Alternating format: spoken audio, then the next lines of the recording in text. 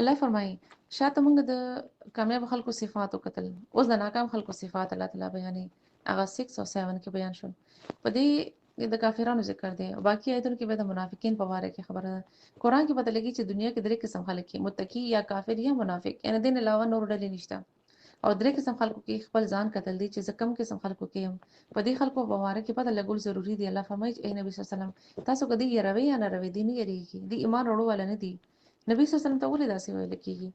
ځکه چې نبی صلی الله علیه وسلم په هر چا ډېر زیات خفه کېدو، غم به یې کو چې د خلک ولې نه مني، دا خو حق دی، یعنې قرآن خو حق دی، مخامخ دی. نو الله ورته وفرمایل چې بعض خلک ډېر تکبر کوي، حق راتلو باوجود دې نه مني، په خپل باطل عقیدو غلط طریقو باندې مضبوط ولاړي، خپل غوږونه زړونه یې بند کړي او اورېدل هم نه غواړي. نو الله فرمایي ته به هدایت څنګه دې ته به ته هدایت څنګه ورکړې، نه څنګه به دې ته هدایت ملو شي. څنګه چې ابو جهل او ابو لهب دې ته حق پته وه مګر نه یې منله، د خپل سردارۍ د یېرې چې زموږ سرداري به ختم شي، موږ څوک عزت نه کوي، زموږ مال او عزت دا هر څه به ختم، چونکې دي د مال عزت په تکبر کې وو. دلته مراد هغه کافر دی چې سرکشي هم کوي، یعنی دلته عام کافر مراد نه دی. دې ته هدایت نه ملاوي. څه وجه وه؟ آیت نمبر 7 کې ګورو. آیت نمبر 7 دی ختم الله على قلوبهم وعلى سمعهم وعلى ابصارهم غشاوة ولهم عذاب عظيم. الله تعالی مهر لګو دغه په زړونو په غوګونو دغه په سترګو چې الله مهر لګو نو اوس دې مننه والا نه دي، یعنی په زړونو هم لګېده، په غوږونو هم لګېده، په سترګو هم نشي لګېدی. نو الله ورته مخې ته پرده راوسته. الله هسې په چا مهر نه لګوي، الله انسان ته ګوري، مهلت ورکړي، نعمتونه ول ورکړي، خو چې دي الله وپېژني حق له بار بار مخې ته راولي، مګر دې نعمتونو د الله دپاره نه لګوي، یعنی حق ونه پېژني، نو الله ته هېر شي او جن مقصد یې هېر شي، بیا انکار کوونکي شي او حق خلاف یدي مذاق کوي، سرکشي شروع کړي، د حد نه وځي، نو دې نه پس بیا الله تعالی مهر لګي. د مهر لګول سي اوس به د دې په زړونو کې غوږونو کې حق نشي داخلېدی، یعنی حق به دې ویني مګر دې به په هغې نه پوهېږي، په ظاهري به دې لکه ښایي په ظاهر باندې ښه سمدمې مګر حق نه به محروم شي. ولهم عذاب عظیم، او صرف دا نه چې مهر لګېدو بلکې دې دپاره ډېر لوی عذاب هم دی. دې عذاب ته الله تعالی په خپل عظیم وویل، لوی ووایي چې هغه به څومره لوی عذاب وي. او د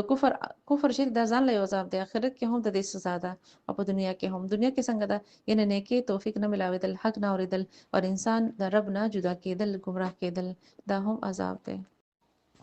آیت نمبر 8 دی ومن الناس من یقول آمنا بالله وبالیوم الآخر وما هم بمؤمنین. د دریم قسم خلکو دلته ذکر دی او هغه منافقان دي. د منافقانو نمونه نه دي غستې شوي، صرف د هغې خصلتونه بیان شول او د دې تفصیل سره ذکر وشو. تفصیل سره ذکر وشو چې منافق چې د په ظاهره پته نه لګي د منافقت، او منافق نه د یو ځای شي او نه د بل ځای شي، د پیژندګلو ډېره ګرانه ده، یعنی په اسانه نشي پیژندل کېدی. دې دوه مخیزي حالت سره د فایدو د پر ځان بدلی او د دې انجام ډېر بدترین دی، ځکه ځان کې دا صفات د ختمول دي، منافقت ختمول دي. او صحابه سره ډېر زیات فکر وکړو چې موږ منافقت را نشي. الله فرمایي ومن الناس، یو په خلکو کې بعض وایي چې موږ ایمان وروړي په الله او په رسول باندې، مګر دې ایمان نه دی وروړي، یعنی وروړو والا نه دي. دلته کې اصل کې د الله د شفقت پته لګي چې د چا منافق نوم نه دی غستی، دا ځکه چې دی الله تعالی موقع ورکول غوښتل چې دې توبه وکړي. الله فرمایي دی وایي چې موږ ایمان وروړو مګر دې ایمان نه دی راوړی. او ایمان سي ایمان په زړه کې او د دې په زړه کې ایمان نشته، صرف د ایمان دعوی کړی ده او دی مسلم دی مګر مؤمن نه دی. الله تعالی د انسان زړه کې ایمان ته ګوري او په دې به بیا آخرت کې فیصله کیږي. او دلته پته لګي چې د ایمان زبانی دعوی کولو والا الله په نسبت باندې هیڅ اهمیت نشته، یعنی هیڅ فائدہ نشته چې په خپل باندې ایمان وروړو. آیت نمبر 9 دی یخادعون الله والذین آمنوا وما یخدعون الا انفسهم وما یشعرون. الله فرمایي دی دوکه ورکوي الله لور ایمان والولا، الله له دوکه نشي ورکولی، او مؤمنانو ته پته لګي چې د دې څه خصلتونه دي، مګر منافقین کوشش کوي چې دی دوکه کړو او زمونږ منافقت چاته پته نه لګي. مثلا د دې خیال چې موږ په درو سره لکه په خپل ایمان دعوا کړه نو الله به موږ باندې یقین وکړي، او دا مطلب چې لکه دی مؤمنان دي. وما یخدعون، او دی الله مؤمنان له دوکه نه ورکوي، اصل کې دی ځان له ورکوي مګر دی نه پوهیږي او دی ته پته نه لګي چې دی ځان له خپل دوکه ورکړي، دوکې ورکړي او په دروغه ایمان وروړي دي او په ځکه کې د دې ایمان نشته، نو ځان ته دی عقلمند وایي. الله فرمایي الله به د دې په خبرو یقین نه کوي، دې ځان له نقصان اصل کې ورکوي. او دلته کې منافقین څوک د کم وخت د منافقانو خبره ده، دا مکه کې چې څوک مکه کې خو څوک منافق نه و، او که څوک منافق نو هغه به هر څه لکه ظاهره باندې بیا کول. او کله چې مسلمانانو مدینې ته هجرت وکړو او لکه بالکل سیټ شول، نبی صلی الله علیه وسلم ته مقام مرتبه ملو شو، د ټولو قبیلو خیال و چې نبی صلی الله علیه وسلم د ټولو فیصلې کوي، نو دې وخت ډېرو خلکو خالص ایمان وروړو، بعض پکې خالص نه و، خوشحالۍ سره ایمان وروړو، او بعض پکې بس پکې لکه خالصو خوشحالي سره ایمان وروړو او بس پکې ایمان خوشحالي سره نه راوړي، یعنی په رضا باندې نو مجبورن ایمان وروړو، ځکه چې حکومت د مسلمانانو ودی بل څه کولی نشو او دې کتل چې د مسلمانانو کامیابی ډېرې دي، لکه دې کامیاب شول حکومت هم د دې د خیال چې موږ ته بس فائدہ ملو شي، یعنی فائدې د پر ایمان وروړي. نو دې خلکو با چې د چا حکومت او خپل فائدو د پاره به هغه سره چلیدل او دې ته دا مسله وا چې جنگ کول کافرانو سره قریش والو سره فی سبیل الله عمل کول به دې ته ګران لګیدل او دې صرف فائدې غوښتي. بعض خلکو پکې وي چې صرف مخامخ ایمان بروړو نو بچ بشو، یعنی فائدہ به مراته ملو شي. بعض خلکو خوشاله سره ایمان وروړو مګر چې عمل کول جنگ کول داسې خبره شون اوس به دې ته ګران شول، عبادت او روزي دا نسل دا سيزونه وته ګرانو مګر غټ کار به ورته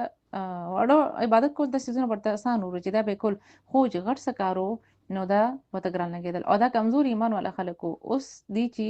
به خالص منافقان سره کېناستل نو دی به هغه قائل کول، مطلب چې لکه اسلام وروړل ګران دی او کمزور ایمان والا نور به بیا کمزور شول او اخر منافقت پاږي کې هم راغی نو دی ته ایمان وروړل مشکلو. منافق اصل کې د دنیا څخه قسم نقصان نه کول غواړي، سراسر فائدہ غواړي او دلته پته لګي چې زړه خالص نه یې زړه کې اخلاص نه ایمان د پاره نو بیا هغه ایمان زر ختم شي نو دا الله داس ایمان نه خو چې بزره کې منافقت یعنی بیماری سره. آیت نمبر 10 دی فی قلوبهم مرض فزادهم الله مرضا ولهم عذاب الیم بما كانوا یکذبون. الله فرمایي دا منافقت چې دا بیماری ده دا به ظاهر پته نه لګي، دا صرف الله ته پته لګي، منافق ته په خپل هم پته نه لګي چې بیا هم هغه لکه ځان ایمان والا غړي. منافق صرف داوا کوي د ایمان ځکه چې دی غواړي چې خلک به دی یقین وکړي، دی دوه مخیزه خلک کی. نبی صلی الله علیه وسلم داسې خلکو ته په بدترین وي چې څومره لکه څوک په دوه مخیزه وو.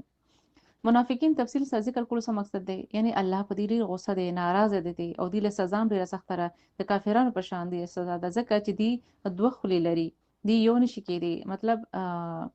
نه د یو شي نه د بل ځای شي او صرف فائدو ته ګوري، خبرې غټي غټي کوي. الله فرمای ایمان کې خالص شي، ایمان والو مددگار شي، صرف په داو ایمان نه قبلي کی.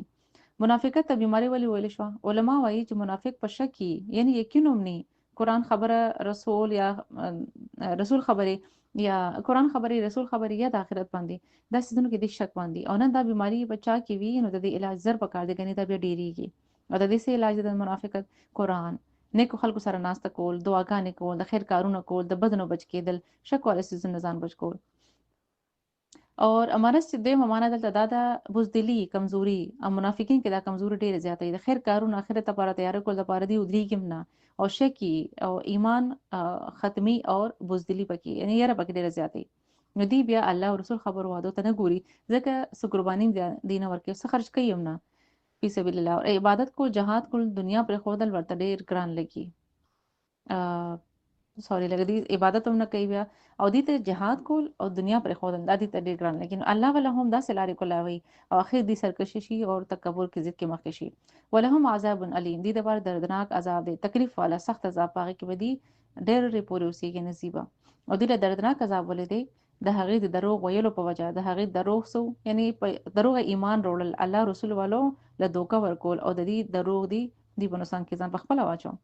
د منافقت علامات سری حدیث کې راځي نبی صلی الله علیه وسلم فرمایي چې دی دروغ وایي کله چې خبره کوي او واده چې کینه واده خلافي کوي، په خبره کې په جګړه شي همیشه نه بد اخلاقی کوي او امانت کې خیانت کوي. نو دا د شانې چې کول دي چې ته په مونږ کې خدا سي نشته ایمان وروړو نه پس عمل نه کول دا دروغ دی، دا واده خلافي ده. آیت نمبر 11 دی واذا قيل لهم لا تفسدوا في الارض قالوا انما نحن مصلحون.